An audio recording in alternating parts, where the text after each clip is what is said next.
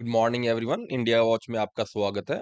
आज की हमारी मेन स्टोरीज रहेंगी issues around India's ageing, press freedom in India and rural employment scenario and role played by MG NREGA in it. चलिए start करते हैं। जो हमारी पहली स्टोरी है, it is part of Hindu's editorial with the title caring for the old.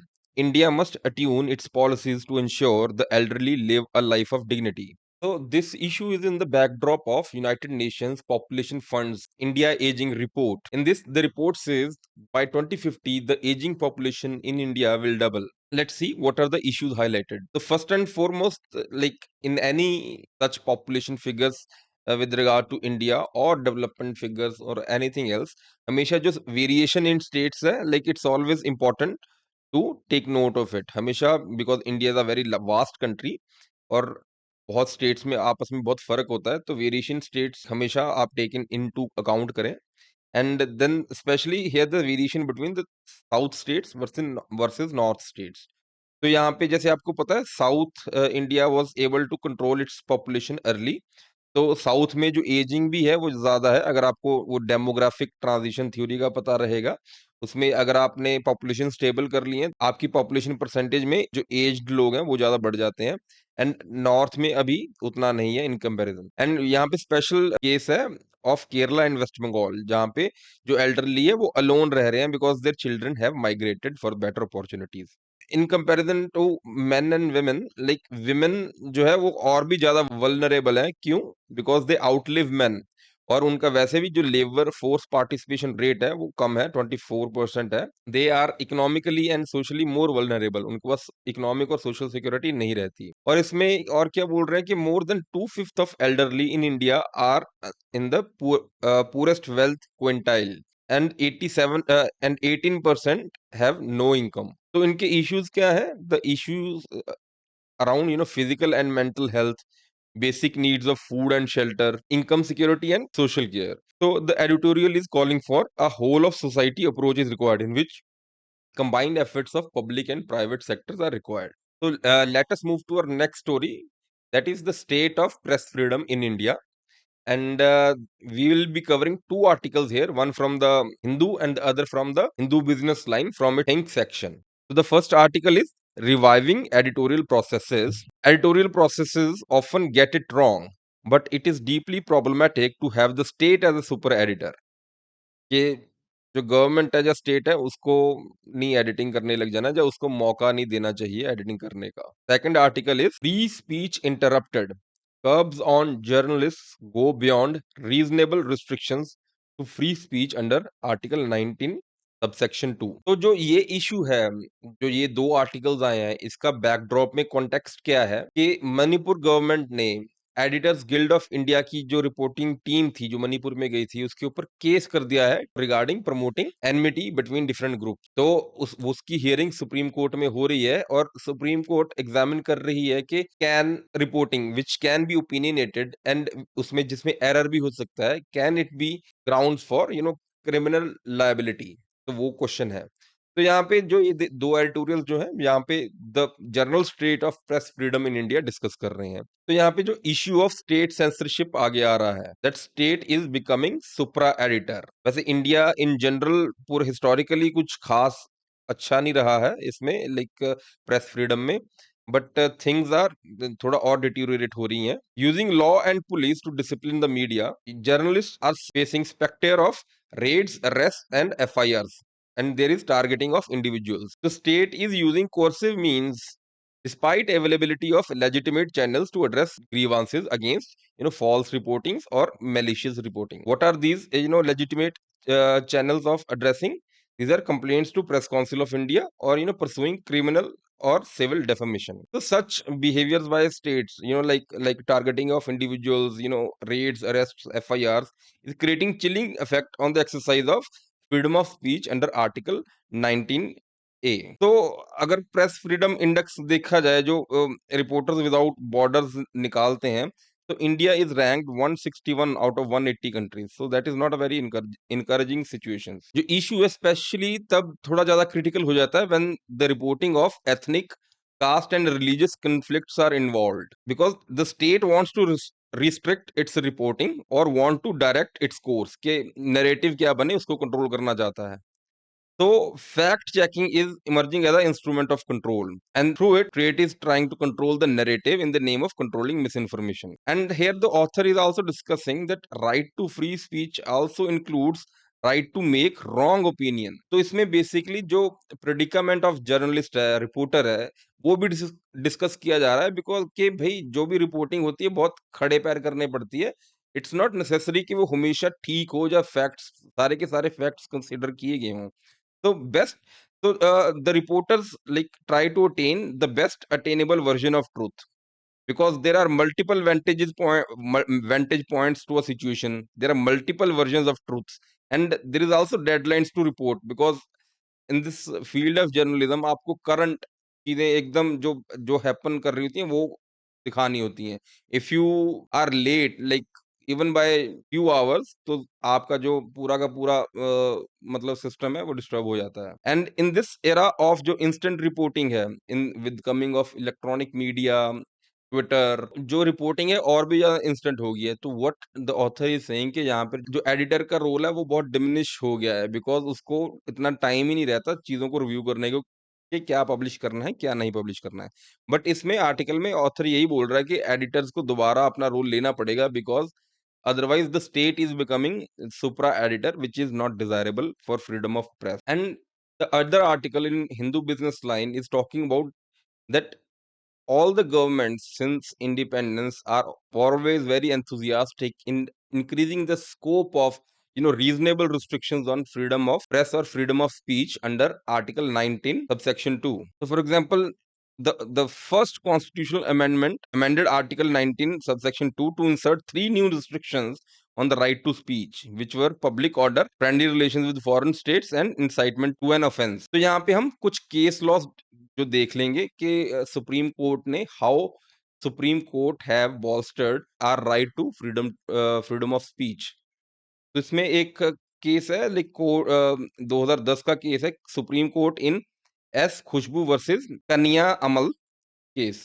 So it is not task of criminal law to punish individuals merely for expressing unpopular views.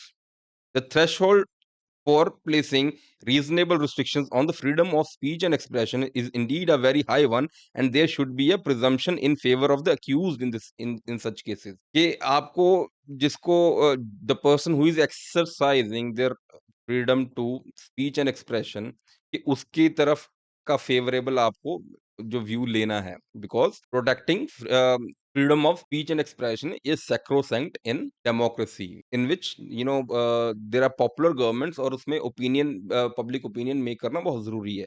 इस कारण इसको बहुत सुप्रीम कोर्ट या courts important दे रही हैं। And then there is this case of Ram Manohar Lohia versus State of Bihar case, in which Justice M. Hidayatullah clarified that distinctions between simple law and order, public order, security of state as three distinct concentric rings, जिसमें law and order जो है the outer ring है, then comes the public order, and then comes the security of state. इसका मतलब क्या है कि all any law and order situation, ऐसा नहीं कि सारी की सारी लॉ एंड ऑर्डर सिचुएशन को आप पब्लिक ऑर्डर सिचुएशन बना देंगे, और ऐसे नहीं कि सारी की सारी पब्लिक ऑर्डर सिचुएशंस को आप सिक्योरिटी ऑफ स्टेट बना देंगे। तो जब रीजनेबल रिस्ट्रिक्शंस आ रही हैं तो उसमें थोड़ा ये फिल्टर लगाना जो चाहिए। एंड देन इन 2006 में there was case involving film maker Anand Patwardhan. इसमें supreme court said that effect of words must be judged from the standards of reasonable, strong-minded, firm and courageous men, and not those of weak and vacillating minds, nor of those who scent danger in every hostile point of view। इसमें जो जो भी कोई आप speech in question है उसको उस standard से अपना जज करें कि मतलब if the hearing person is a strong wild person, कि भाई सुलझा हुआ पर्सन है, ऐसी छोटी छोटी बात पे ऑफेंड नहीं होता, तो वहां पे सीरियसनेस पता करें। मतलब कई लोग होते हैं कि छोटी सी बात पे ऑफेंड हो जाते हैं, लाइक कि हमारे सेंटीमेंट्स हर्ट हो गए या हमारी कम्युनिटीज के सेंटीमेंट हर्ट हो गए। लाइक लेटली काफी मूवीज में ये चीज देखा जाता है, मूवी रिलीजेस में देखा जाता है कि छोटी छोटी बातों पे फिर वो खड़ा हो जाता है। And then in the famous Shreya Singhal case as well of 2015, the Supreme Court struck down Section 66A of Information Technology Act that was restricting online free speech, maintaining that the section was not saved by virtue of being a reasonable restriction. Reasonable restriction को यहाँ पे discount किया है। तो यहाँ पे like इसमें coat किया गया था justice Brandeis in in his seminal judgment in Whitney versus California, it said that fear of serious injury cannot alone justify suppression of free speech and assembly. So, ये case laws हैं. I guess you can use these case laws in your answers as well. So, let us move to our next story. So, this story is from Indian Express, written by Derek O'Brien, who's a MP from Trinamool Congress. The title is Shrinking the Safety Net. Cuts in MG Narega budget, refusal to acknowledge problems with Aadhaar-based payment system, risk pushing rural workers into extreme poverty. And इसमें the writer has quoted, statement of Prime Minister Modi from February 2015, that my political instincts tell me that MG Narega should not be discontinued because it is a living memorial to your failures after so many years in power. All you were able to deliver is for a poor man to dig ditches a few days a month. So इसमें the writer is kind of pressing that MG Narega is very vital for rural poor still, even after 9 years of government of Modi. तो जो Mahatma Gandhi national rural employment guarantee scheme है, तो it's employment opportunity to rural landless labourers, जिनके पास कोई property नहीं है, जिनके पास कोई खेती बाड़ी करने के लिए जमीन नहीं है, माइनॉरिटीज एंड विमेन। विमेन काफी मेजोरिटी में इसमें पाई जाती हैं। And it shields them against the life of penury. तो लाइक इसमें they are talking he is talking about a survey in which it is found that 40% of the farmers want to leave farming because ये profitable venture अभी नहीं रहा है। And there is seen a transition to rural non farm jobs which are out of farming sector. Traditionally like development theory में अगर agriculture से निकल के नॉन फार्म जॉब्स में जा रहे हैं, वो पॉजिटिव साइन माना जाता है। बट विल लुक के यहाँ पे अभी कहाँ पर सिचुएशन जा रही है। तो अभी rural non farm jobs employment है, जो जॉब्स हैं वो किस सेक्टर्स में आ रहे हैं? मैन्युफैक्चरिंग में आ रहे हैं, कंस्ट्रक्शन में आ रहा है, होलसेल और रिटेल ट्रेड में आ रहा है। तो इसमें ज्यादा जो ग्रोथ है कंस्ट्रक्शन सेक्टर में मतलब देखी गई है सिंस 2011-12।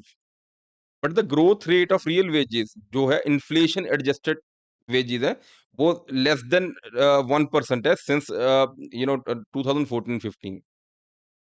तो बेसिकली कुछ खास यहाँ पे ग्रोथ दिख नहीं रही है, और ये खास कुछ प्रोग्रेसिव लग भी नहीं रहा है कि जो डेवलपमेंट थ्योरी बोलती थी कि अगर एग्रीकल्चर से नॉन एग्रीकल्चर में जा रहे हैं तो दैट इज अ प्रोग्रेस। यहाँ पे ये थोड़ा डिस्ट्रेस ज्यादा दिखा रहा है। तो रूरल नॉन फार्म जो एम्प्लॉयमेंट है उसको 3 कैटेगरीज में बांटा गया है। There is self employment, regular salaried and then casual wage employment. तो the NSS survey are finding that self employment is decreasing, the casual wage is increasing. तो जो एमजी नरेगा है, that's a dividing line between starvation and work stability for landless people. How the MG Narega works? In text, it guarantees 100 days of employment. Okay, तो basically जब लीन season होता है, जब agriculture में labour नहीं है या और कोई अपॉर्चुनिटीज नहीं मिल रही, तो what MG NREGA does is it guarantees you work opportunities. आप जाके वहां पे काम कर सकते हैं। तो इट आल्सो इज लाइक अगर हम डिमांड और सप्लाई में देखें, so it is increasing the supply of work opportunities in rural areas. और इसका जो साथ में साइड इफेक्ट क्या एक्सपेक्ट किया गया था कि जब सप्लाई ऑफ वर्क बढ़ जाएगी, देन जो वेजेस हैं वो भी बढ़ जाएंगी, because the worker will have जो लैंडलेस लेबरर है, रूरल लैंडलेस लेबरर है, उनके पास और अपॉर्चुनिटी, वर्क अपॉर्चुनिटीज आ गई।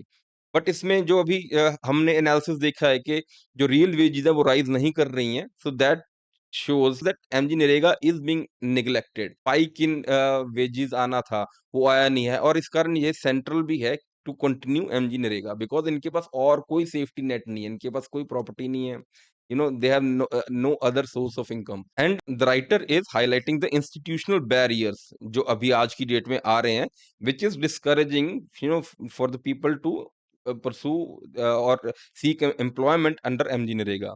तो दीदर की एक तो वर्किंग डेज जो हैं वो प्रैक्टिकली कम कर दी गई हैं। जो एवरेज अभी बैठ रही है 31 की है, जहाँ पे एक्ट जो है 100 दिन की गारंटी देता है।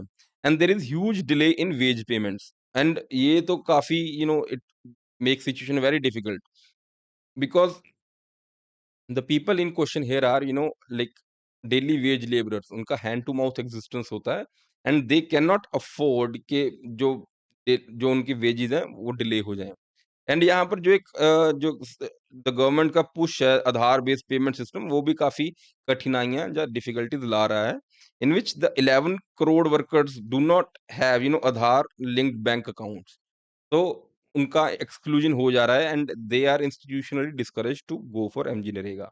तो बेसिकली इसका इम्पोर्ट यही है that the statement of prime minister Modi in 2015 was like very misjudged statement. उन्होंने सिचुएशन नहीं समझी कि एक्चुअल में सिचुएशन है क्या। Like they he was all for scoring political brownie points.